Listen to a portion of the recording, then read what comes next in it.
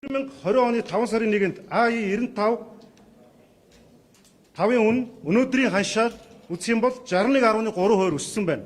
AI-92 20-25 оны хооронд 41.4% өссөн байна.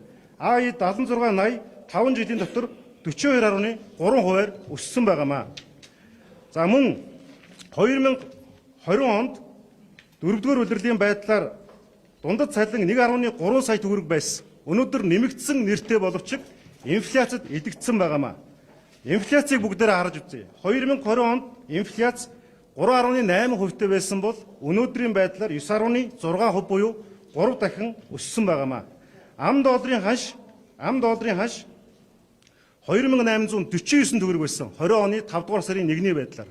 Өнөөдөр 2025 оны 5 дугаар сарын 1-ний байдлаар 3570 төгрөгтэй ханштай байгаамаа. За эндээс юу гэж үзэж байна гэхээр өнөөдөр ард түмний амьдрал хэцүү, үнийн өсөлт, инфляц, ажилгүйдэл, ажлын байр буурч, залуучууд маань хэдэн мянгаараа харийн орныг зорж байгаамаа. Өнөөдөр парламент бодлогыг гаргах ёстой, бодлогыг хэлцэх ёстой. Гэхдээ бодлого хэлцэх явцад бид суур зарчмуудаа парламент ёсныхон дархлааг алдсаар байгаамаа. Парламентын дарга ямар асуудал хэлсэн бэ гэхээр нэр бүхий гишүүд саяны миний хэлдэг эдийн засгийн энэ бодит байдлыг асуухад түүнд нь нэгдүүцэж тодорхой хариултыг өгсөн. Энэ хариулт нь бол ёс зүйн хувьд өөрчлөлт ёстой гэсэн энэ зарчмыг ардсан намын бүлэг гаргасан байна.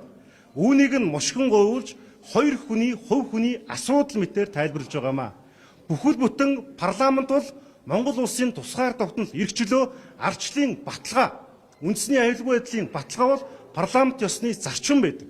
Энэ зарчим руу нулимж, энэ зарчимд нь гიშгэлж өөр хяналт тавиулах ёстой институцээс нь нэр бүхий гишүүн рүү халдаж байхад парламентын дарга парламент ёсныхон дархлааг хамгаалахын оронд үүнийг хүмүүсийн хоорондын асуудал мэтээр тайлбарлаж байгаад бид харамсаж байгаамаа. Тийм учраас ардсан нам бол ажил хийсээр ирсэн. Ардсан нам бол шийдэл гаргасаар ирсэн. Ардсан нам алдаа оногдож гисэн ард түмнийхээ өмнө шүүмжлүүлж муулуулдаг ч гэсэн бид дандаа шинжлэлийг авчрахаар зорж ирсэн юм аа. Харамсалтай нь энэ бол ардсан намын бүлэг ажлаас ухарж байгаа асуудал биш. Хурал хаяж байгаа асуудал биш. Бид парламент ёсны дархлаа, үүний үндсэн суур зарчмыг хамгаалахаар ийхүү завсарлага аваад байгаамаа. Бид ч гэсэн хуулийн төслөө санал оруулж байгаа.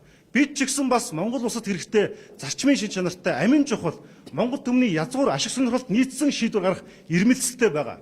Энэ ажлыг маань хийлгэж өгөөч. Өөрөөр хэлбэл наад захын ёс зүйн алдаа гэж харахаас илүүтэйгээр парламент хоорондын засаглал хоорондын тэнцвэрийг гажуудуулсан энэ байдал өнөөдөр ямар нам ирэх вэрж хэн ерөнхий сайд хийж байгаас үс шалтгаалж хожим дараагийн үед буруу жишийг авчрах магадaltaй гэж үзэж байгаамаа. Тийм учраас бид мэдээлэл хийж байгаамаа. Ингээд улсын хурлд ардсан намын бүлгийн дэд дарга Батбаярын жаргалан дараагийн мэдээлэл өгнө.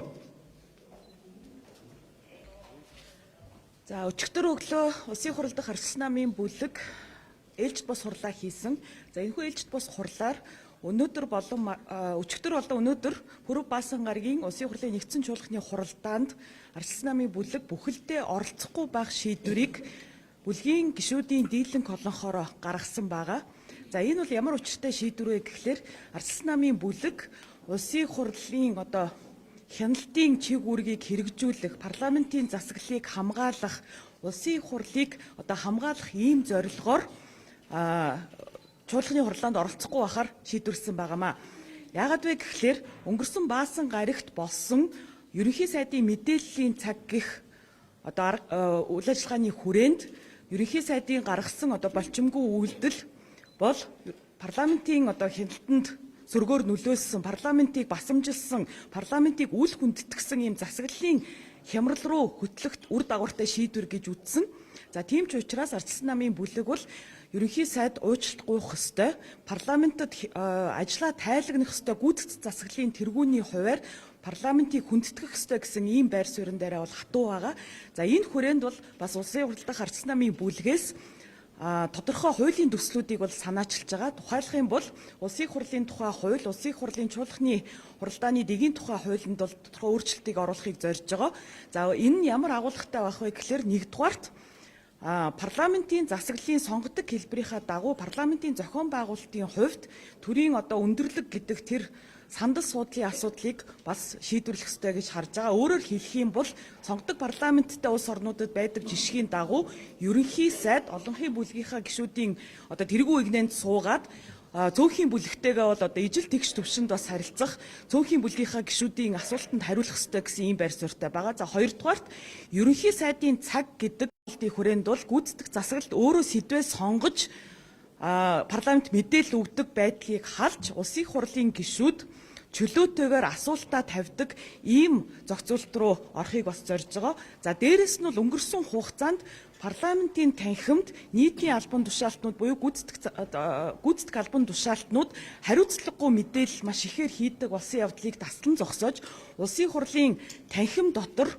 буруу ташаа мэдээлэл өгсөн худал ярьсан нийтийн албан тушаалтнууд хариуцлага хүлээх тийм зохицуултуудыг оруулсан хуулийн төсөл бэлдсэн. Одоо эх 7 хоногоос бол одоо хилцүүлгүүдийг эхлүүлээд явна гэсэн ийм шийдвэртэй байгаа.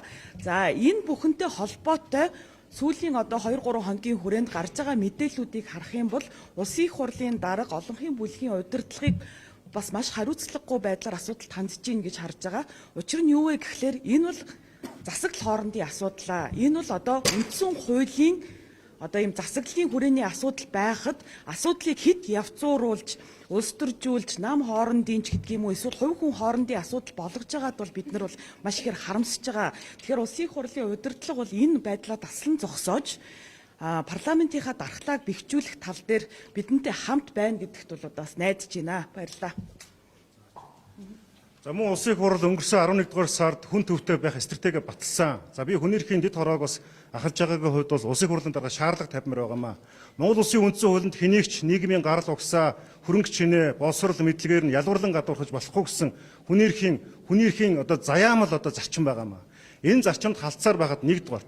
За хоёрдугаарт институт хоорондын асуудлыг хувь хүний асуудал мэтээр цаашид тайлбарлахгүй байхыг хэлье. Нэг зүйлийг би бүр анхааруулж хэлье.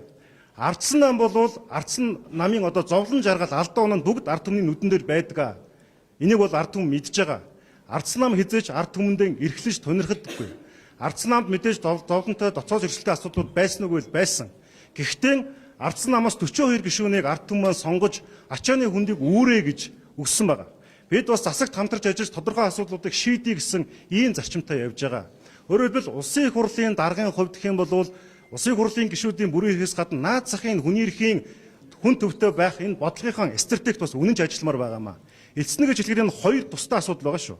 Нэг нь ерөнхий сайд ба их хурлын гишүүний харилцааны асуудал, хоёрдугаар парламентод ёс парламентын дархлааг хамгаалах тухай улсын их хурлын даргын үүргийн тухай бид нар ярьж байгаамаа. За.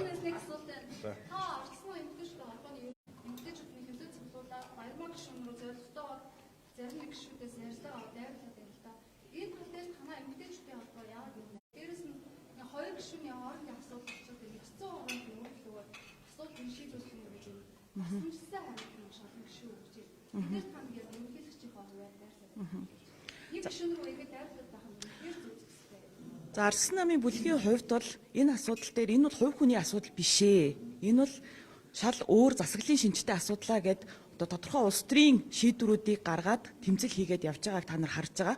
Тэгэхээр энийг бол одоо жишээл хувь хүний асуудал юм уу эсвэл гендрийн асуудал гэж бас явцууруулж болохгүй гэсэн байр суурьтай байгаа.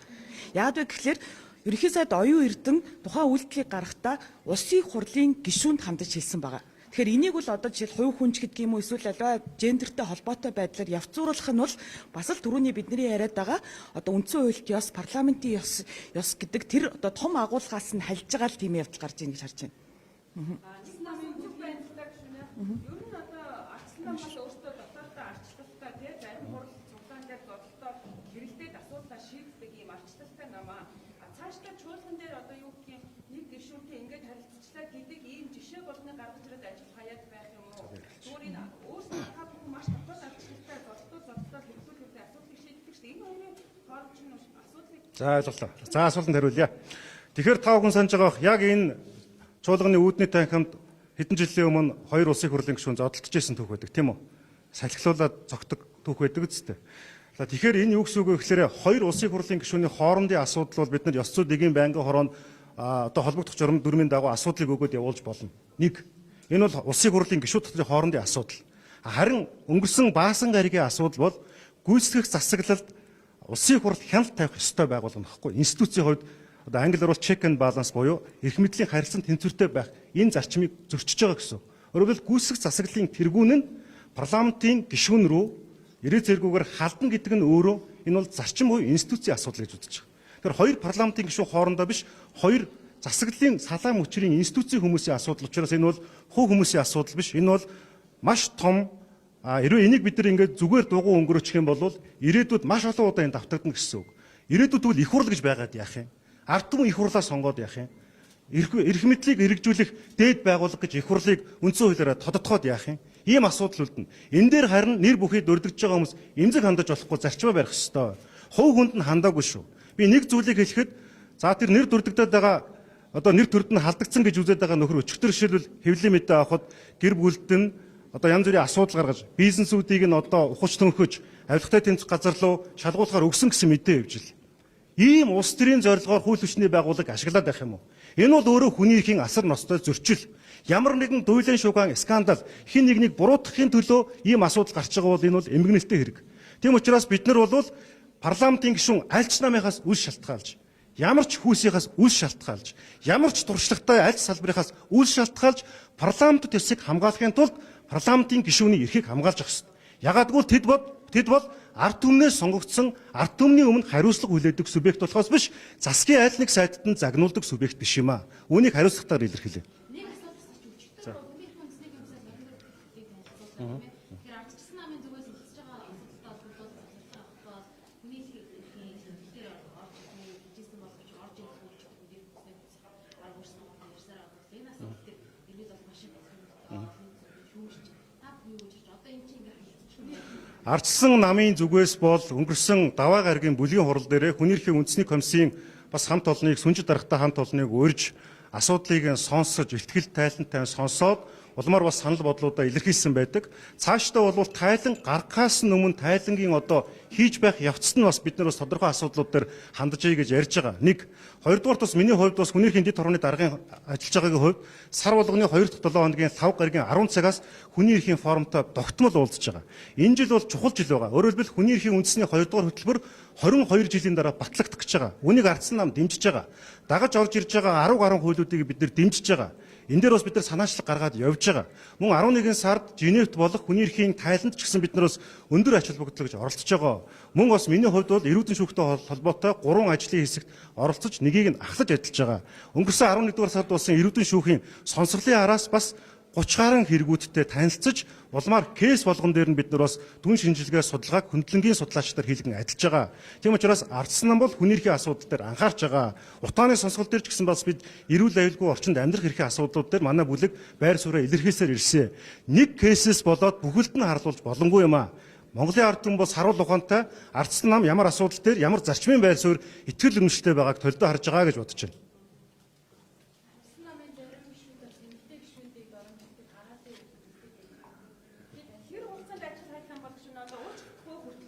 Хоёр асуудлыг хэлье.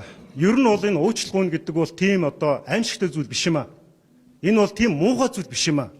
Бид ёс зүйг шаардж байгаа. Парламент ёс зүйтэй байх ёстой. Парламентын гишүүд ёс суртахуунтай байх ёстой. Бид үндсэн хууль дээр гараам тавьж байгаад тангараг өргөдөг байхгүй юу? Хүний эрх хэрэгчлөө, үндэсний язгуур ашиг сонирхлын төлөө авилга албан тушаалын хэрэгээс ангид байхаа бид тангаргалдаг.